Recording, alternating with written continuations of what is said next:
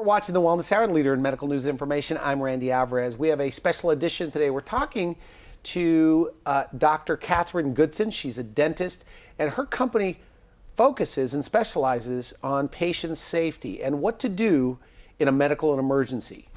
Catharine, welcome to the program. Randy, thanks for having me. I was thinking, should I call you Dr. Goodson or Catharine? You can call me Catharine. Okay, good.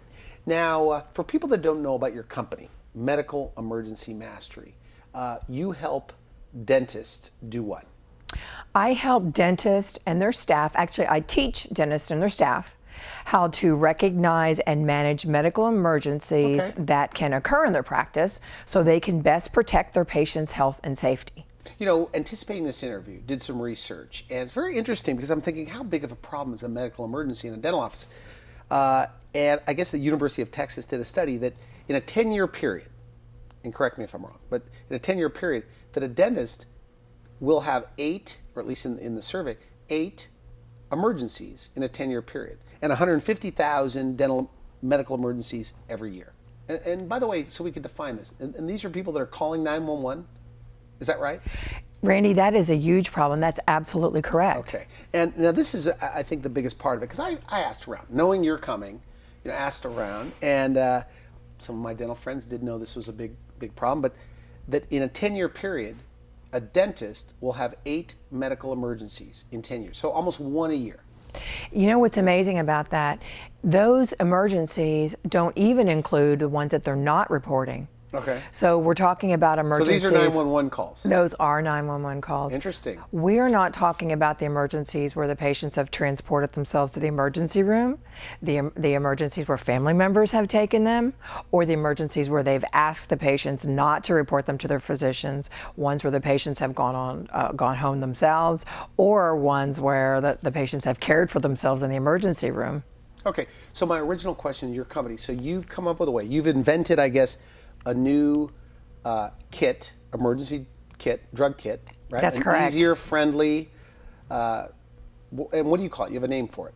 Well, we call this patient safety in a box. Okay. But let me tell you this wasn't invented because I sat around and said, let me think of something to do to help doctors become more knowledgeable in medical emergencies.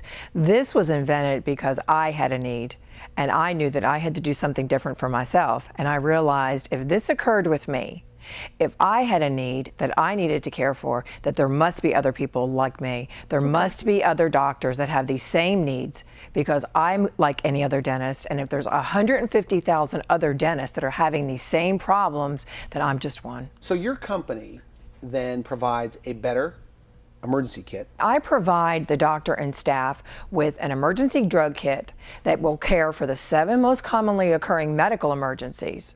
As general dentists, we are going to see about 7 medical emergencies in our office. Okay. We only need to be prepared to treat about 7 medical emergencies in the office. I'm going to give them the drugs. I'm going to teach them how to use it in a very easy, concise, simple way.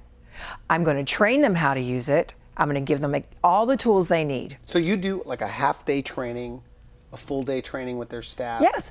I can give them a half-a-day training. I can give them a full-day training.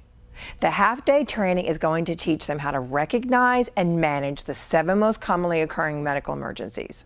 Okay. The full-day training is absolutely going to be a blast. In the afternoon, oh, you're not going to believe it. Okay. It's fun. The staff likes it. Okay. I hear it is, and I'm part of it. In the afternoon training, the staff is actually going to go through the scenarios of the 7 most commonly occurring medical emergencies. We go through each of the emergencies. The doctor and the staff reenact the emergencies. And everybody has a role, you say? Yes. Here's what's interesting. Not just the doctor, but the staff. Here's what's interesting. Number 1 is I've delegated 3 primary roles. So the doctor has a role. Each of the staff members have roles.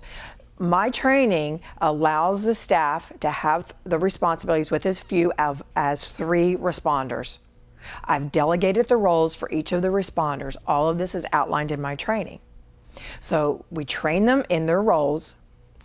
We not only do we teach it and we reenact it, but I videotape the doctors and the staff in these roles.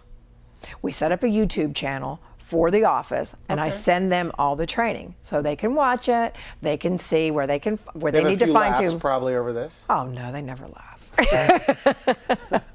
At the end of the training, I'm going to give them all the inventory sheets that they need to maintain their equipment, maintain their supplies, maintain their drug kits. Then they'll also have all their flow sheets for the maintenance of their emergencies.